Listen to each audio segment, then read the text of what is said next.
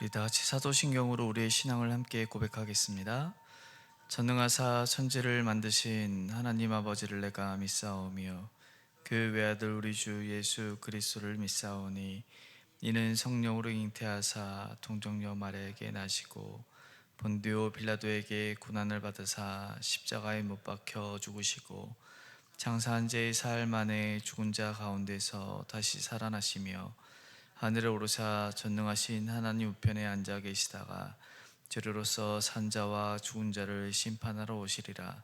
성령을 믿사오며 거룩한 공예와 성도가 서로 교통하는 것과 죄를 사하여 주시는 것과 몸이 다시 사는 것과 영원히 사는 것을 믿사옵나이다.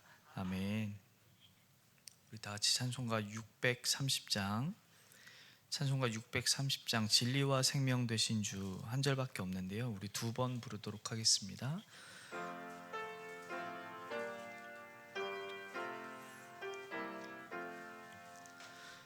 진리와 생명 되신 주 이 몸을 바치옵니다. 믿음과 소망 사랑에 한마음 되게 하소. 진리와 생명 되신 주 진리와 생명 되신 주 이 몸을 바치옵니다. 믿음과 소망 사랑에 한마음 되게 하소서.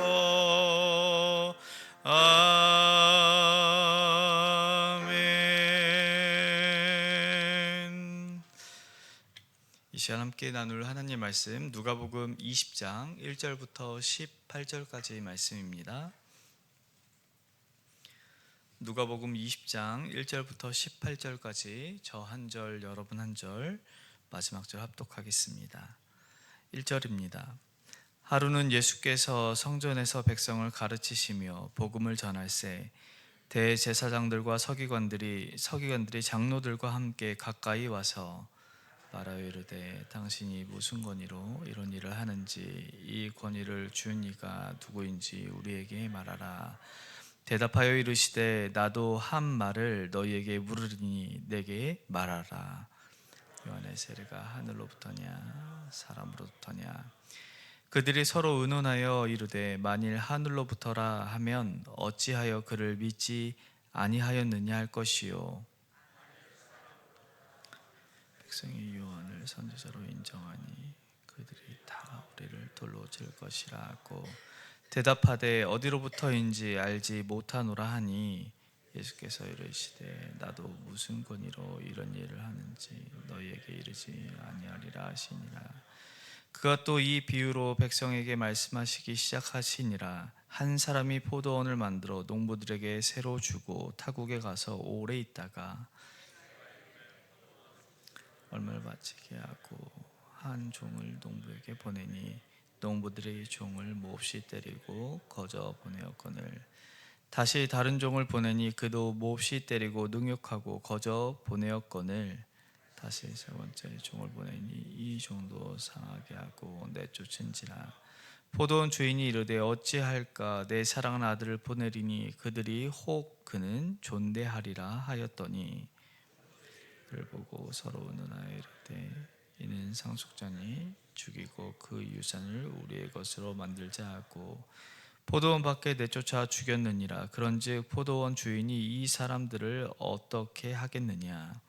그래서 그 농부들을 진멸하고 포도원을 다른 사람들에게 주리라 하시니 사람들이 듣고 이르되 그렇게 되지 말아야지다 하거늘 그들이 보며 이르되 그러면 기록된 바 건축자들의 버린 돌이 모퉁이의 머릿돌이 되었느니라 함이 어찌미냐. 무릇 이 돌 위에 떨어진 자는 깨어지겠고 이 돌이 사람 위에 떨어지면 그늘 가루로 만들어 흩으리라 하시니라. 아멘. 이른 새벽 예배에 나오시면서 8분의 성도님께서 1000번째 예배를 드리셨습니다. 장례 광고입니다. 3-8 신채욱 권사님의 모친 되시는 고 박경애 성도님의 발인이 오늘 예지 장례식장에 서 있습니다. 우리 유가족들을 위해서 함께 기도해 주시길 바랍니다. 우리는 매일같이 판단하고 매일같이 선택을 하며 살아갑니다. 어떤 말에 반응해야 될지, 어떤 길을 갈지, 어떤 결정을 내릴지 끊임없이 고민하고 선택하는 것이죠. 그런데 정작 그 선택의 기준은 무엇일까요? 우리는 흔히 나는 내 생각대로 삽니다 라고 이야기를 하지만 실제로는 타인의 말이나 사회적 분위기 그리고 세상의 기준이 우리 삶의 방향을 좌지우지한다라는 그 경우가 더 많다라는 것이죠. 사람들은 뉴스와 여론, 주변 평가를 굉장히 중요하게 여깁니다. 사람들이 뭐라고 할까? 이게 지금 추세에 맞는 선택일까? 이런 질문이 자연스럽게 우리 안에 자리 잡고 있는 것이죠. 그런데 심지어 우리의 신앙조차도 세상의 기준에 따라 흔들릴 때가 있습니다.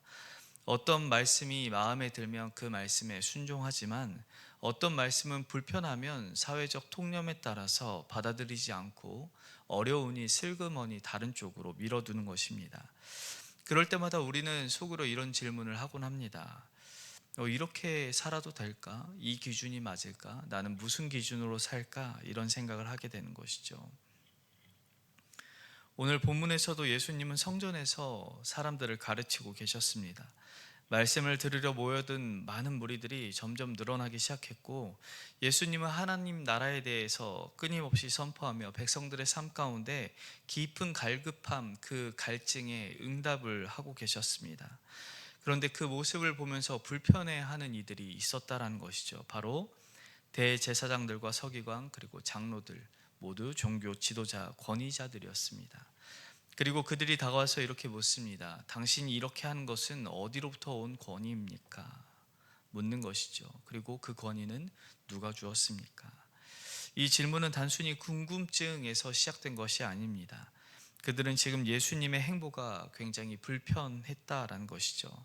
예수님이 성전에서 가르치고 병든 자를 고치고 죄인들과 식사하는 모습, 자신들과 어울릴 법한 사람이 자신들과 어울리지 않고 오히려 자신들의 권위의식을 깨는 행동을 보면서, 그리고 오랫동안 자신들이 지켜온 질서와 체계를 지키지 않는 것을 보면서 위협이 되었기 때문에 그렇게 행동한 것입니다.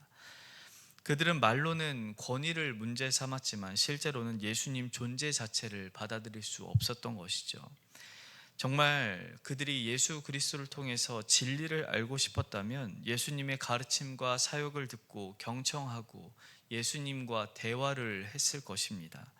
그러나 그들은 예수님을 함정에 빠뜨릴 의도로 예수님을 비난할 명분을 오늘 찾고 질문하기 시작합니다.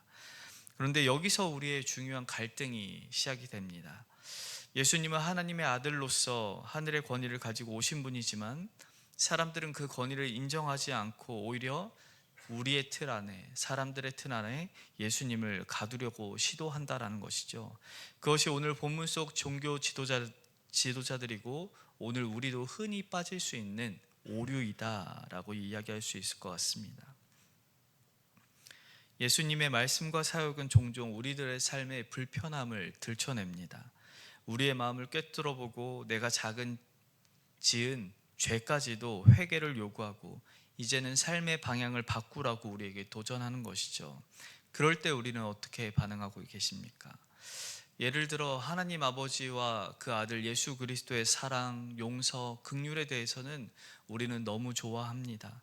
기뻐하는 것이죠. 그런데 정작 나를 미워하고 싫어하며 나와 싸웠던 그 사람을 향해서 하나님이 이제 용서하고 그와 화해하라 라고 이야기할 때 아마 우리는 많은 부분 하나님 제가 꼭 그렇게까지 해야겠습니까? 시간 지나면 다 해결될 일입니다. 그게 진짜 하나님의 뜻이 맞습니까? 하나님 그건 너무 이상적인 이야기입니다. 이런 질문을 던지는 것이죠. 다시 말해 하나님의 말씀을 회피하고 거절하려는 우리 마음에 저항이 담긴 질문을 예수님께, 하나님께 끊임없이 던진다라는 것입니다.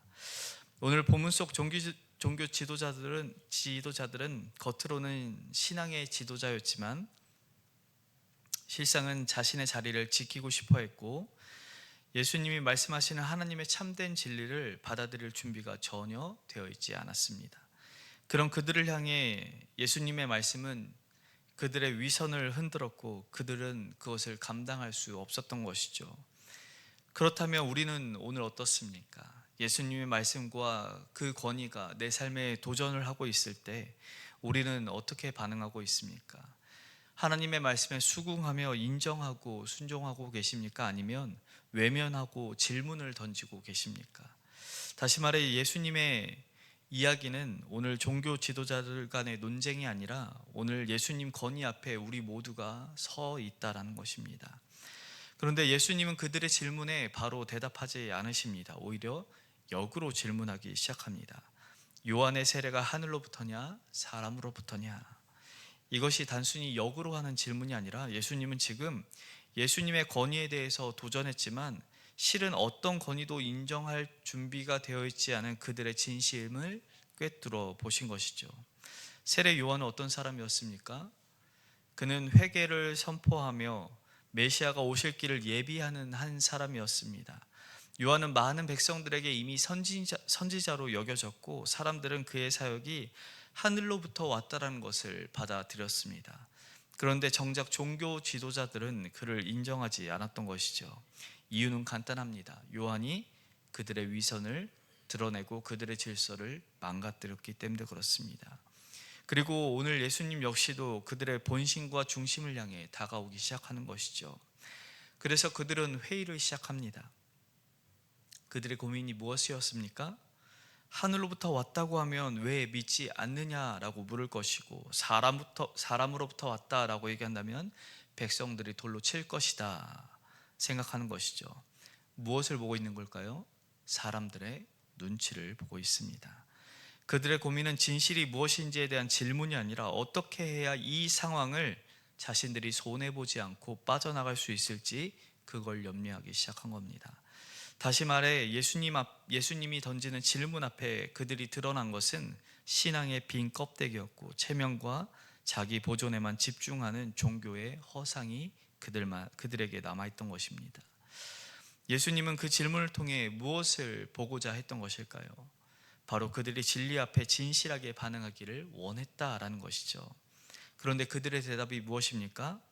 우리는 어디서 왔는지 알지 못한다라는 것이었습니다. 무슨 뜻일까요?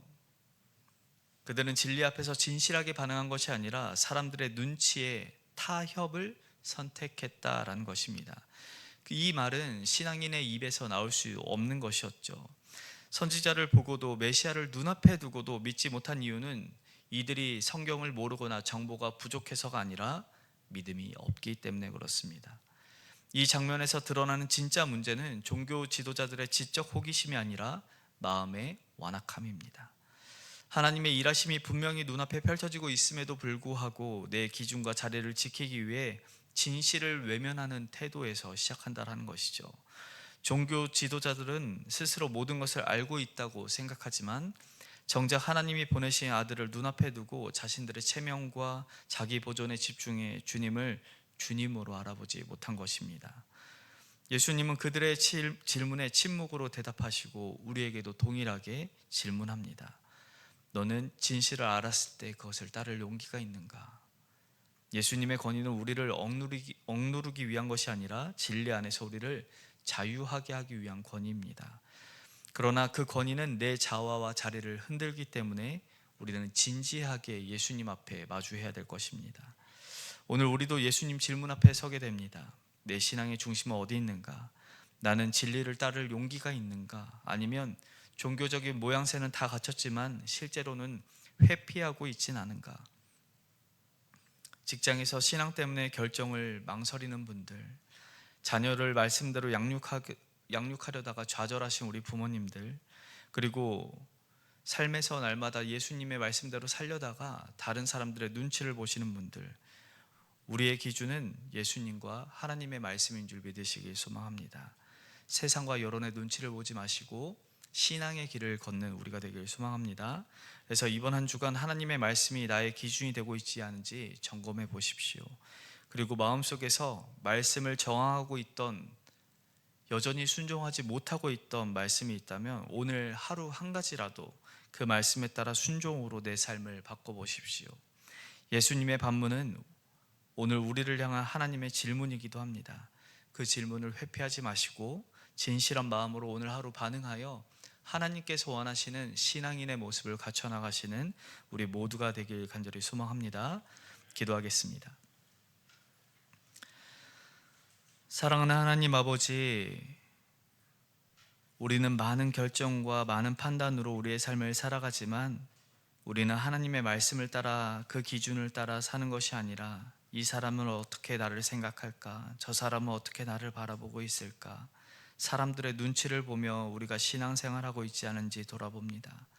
주님, 사람들의 눈치와 여론과 뉴스를 따라가지 않게 하여 주시고 아버지, 우리는 하나님의 말씀에 기록된 대로 살아갈 수 있도록 날마다 주의 말씀 앞에 서는 주님의 자녀 되게 도와주시옵소서. 그래서 우리의 모습이 그리스도의 향기가 되어지고 그리스도의 편지가 되어져서 세상 많은 사람들에게는 멸망의 향기가, 우리에게는 의의 예수 그리스도의 향기가 날마다 드러나므로 세상 가운데 하나님의 영광을 드러내는 주님의 자녀 될 수 있게 우리를 사용하여 주시옵소서. 사랑하는 주님, 오늘도 잊지 아니하고 주님 전에 나오면서 귀한 예물 드린 주의 자녀들이 있사오니 삶 가운데서 일어나는 모든 문제 가운데 주님께서 친히 먼저 일하여 주시고 일하시는 하나님을 보고 하나님의 말씀 따라 살아가는 주님의 신실한 자녀들 되어 날마다 복 주시고 은혜 주시는, 그래서 하나님을 섬길 때 어려움 당하지 않는 주님의 자녀들 될 수 있도록 복의 복을 더하여 주시옵소서. 아버지, 우리의 삶을 오늘 하루 시작하려고 합니다. 아버지, 이 시작하는 오늘 이 아침에 우리의 모든 것을 주님 앞에 내어놓을 수 있도록 인도하여 주시고 주님의 신실하신 말씀 따라 살아갈 때에 우리 가운데 역사하시는 놀라우신 하나님을 우리가 경험할 수 있도록 은혜 베풀어 주시옵소서. 그렇게 우리 가운데 신실하게 일하실 우리 구주 예수 그리스도의 이름으로 기도드립니다. 아멘. 하늘에 계신 우리 아버지여, 이름이 거룩히 여김을 받으시오며 나라의 임하옵시며 이룬 것 같이 땅에서도 이루어지리이다. 오늘날 우리에게 일용할 양식을 주옵시고 우리가 우리에게 죄 지은 자를 사하여 준 것 같이 우리 죄를 사하여 주옵시고 우리를 시험에 들게 하지 마옵시고 다만 악에서 구하옵소서. 대개의 나라와 권세와 영광이 아버지께 영원히 있사옵나이다. 아멘.